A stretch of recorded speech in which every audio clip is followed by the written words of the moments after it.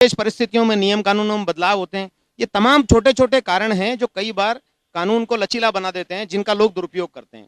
इसके लिए सबसे महत्वपूर्ण यह है, जो मैंने पहले भी कहा, कि एक आम नागरिक की, देश के नागरिक की जिम्मेदारी होनी चाहिए, उसे अपनी जिम्मेदारी समझनी चाहिए कि जब मतदान हो वो मतदान में ज्यादा से ज्यादा भाग दें और एक स्पष्ट बहुमत की सरकार बनाएं। जिस भी पार्टी के वो पसंद करते हैं, जिस भी पार्टी की वो नीतियां पसंद करते हैं, जिस भी पार्टी को वो ये मानते हैं कि ये पार्टी है जो राज चलाने में सक्षम है, उस पार्टी को चुने और स्पष्ट बहुमत के साथ ही जो पार्टी सत्ता में होगी वो निश्चित तौर पे कड़े नियम, सख्त नियम और जो देश हित के नियम होंगे वो बना पाएगी।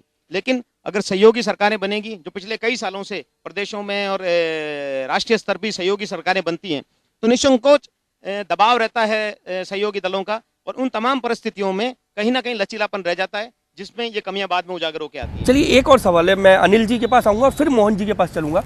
अनिल जी, जो उन्होंने कहा कि लोग अपने कर्तव्यों का निर्वहन नहीं करते, मोहन जी ने भी कहा, वालेंदु ने भी कहा, लेकिन एक बड़ा सवाल आता है कि जनता जब मांगने उतरती है, क्या अब राजनीतिक दल जनता के स्पोकमैन हो गए?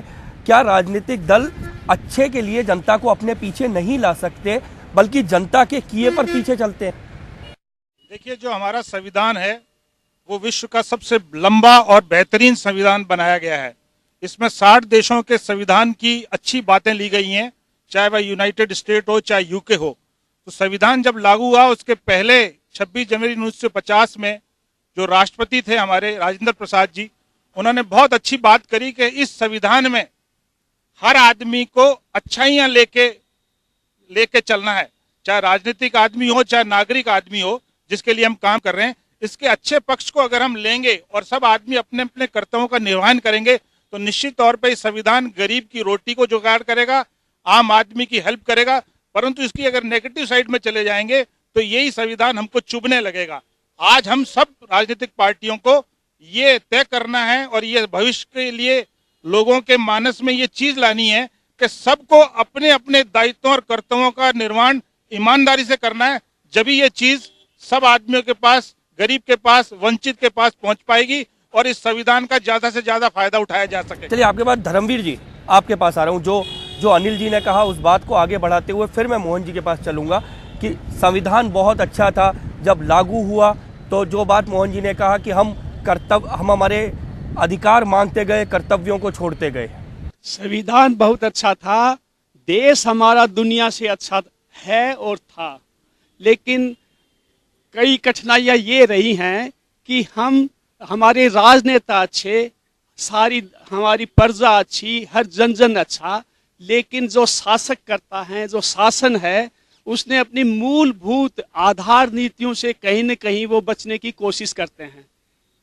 शासन का क्या है? शासन चिकित्सा दे, शिक्षा दे। आज हम देख रहे हैं दोनों से ही वो पल्ला झाड़ रहे हैं, ना चिकित्सा दे पा रहे हैं, ना ठीक से शिक्षा दे पा रहे हैं कि उसको प्राइवेट क्षेत्र में हम दे दें। दूसरा, जन नेता हमारे अच्छे, हर व्यक्ति हमारा अच्छा, लेकिन हमारा जो आर्थिक जो विकास हमें करते हैं, आर्थिक नीतियों का विकास करते हैं, उसका आधार क्या? वो आधार ये कि शराब से जो कमाई होगी उससे हम वेतन देंगे, शराब से जो रेवेन्यू आएगा उससे हम सड़कें नालियां बनाएंगे, तम्बाकू से जो जर्दे गुटके से जो आय होगी उससे हम रोजगार देंगे। तो बुनियाद में कहीं न कहीं दीमक लगी हुई है। और जन नेता का क्या? मन में उसको आंखों में मन में पीर हो, आंखों में प्रजा के लिए नीर हो, मन में पीड़ा और पीर हो, वो कहीं न कहीं लुप्त हो रहा है। और उस लुप्तगी में सिर्फ लीडरशिप को ही वो ओलमा नहीं देना चाह रहा, कहीं न कहीं हम जिनको सुनते हैं, हम सुनने वालों की भी कहीं न कहीं कमी है। कमी इस सेंस में हम उनसे निजी रूप से प्रभावित होते हैं, मेरा उन्होंने ट्रांसफर करवाया, तो इस चीज है। तो हमारा जो गण है वो जन का मन का गण हो गया, जन का गण नहीं रहा। जन का गण नहीं रहा। मोहन जी, जो बात कुल एक दो बात थी जो मैं राजनीतिक रूप से ऊपर उठ के पूछना चाह रहा हूँ, जो वही बात है कि आम आदमी जिस मूलभूत सुविधाओं को चाह रहा था, दो बात उन्होंने उठाई, शिक्षा और चिकित्सा, आम आदमी तक पहुंचाना हर सरकार का दायित्व था। हम आखिर फेल क्यों हुए? कारण क्या हुआ कि आज भी वो आंकड़ा बहुत नीचे है? कहीं ना कहीं जो आंकड़ा हम 100% पर ला सकते थे, आज भी उसमें एक गैप तो है। आखिर जिम्मेदार किसे मानेंगे? गणतंत्र दिवस पर चर्चा है ये, और विपक्ष का दायित्व तो नहीं निभा रहा हूं मैं एक जागरूक नागरिक के नाते कहना चाहूंगा कि हमें प्रत्येक व्यक्ति को, राजनेता से लेकर आम व्यक्ति तक को, राष्ट्रीय चरित्र का निर्माण करना होगा। तभी हमारा देश खड़ा होगा, तभी हमारा समाज खड़ा होगा, जब हमारा परिवार खड़ा होगा। एक उदाहरण, दो उदाहरण देना चाहूंगा।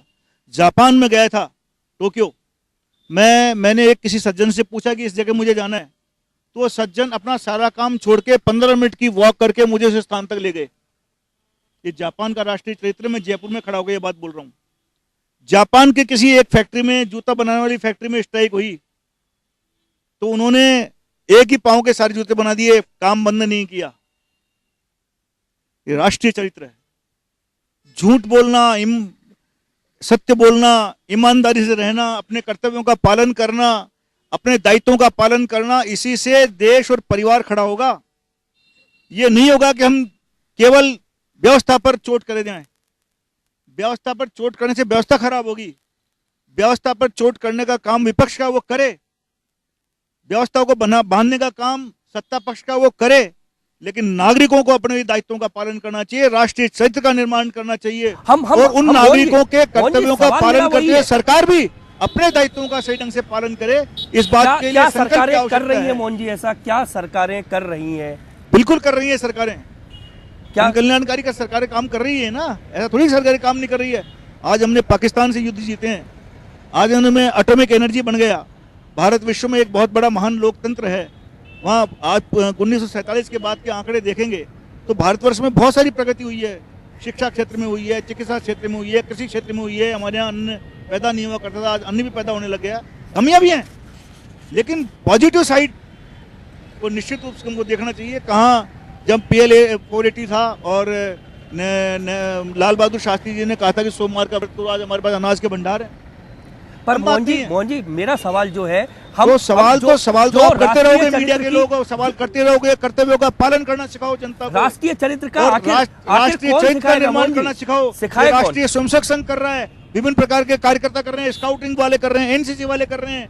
बच्चों को इस प्रकार की ट्रेनिंग दें, हमारे स्टूडेंट्स को इस प्रकार की ट्रेनिंग दें कि वो आगे बढ़ें और देश को आगे बढ़ाएं। चलिए आपके पास सलीम साहब के पास चलूंगा। सलीम साहब, इन्होंने तो बता दिया जो लोग राष्ट्रीय चरित्र का निर्माण कर रहे हैं, लेकिन आखिर ये जिम्मेदारी तो समाज के हर तबके की थी, टूटी कहां पर, क्यों नहीं हो रहा?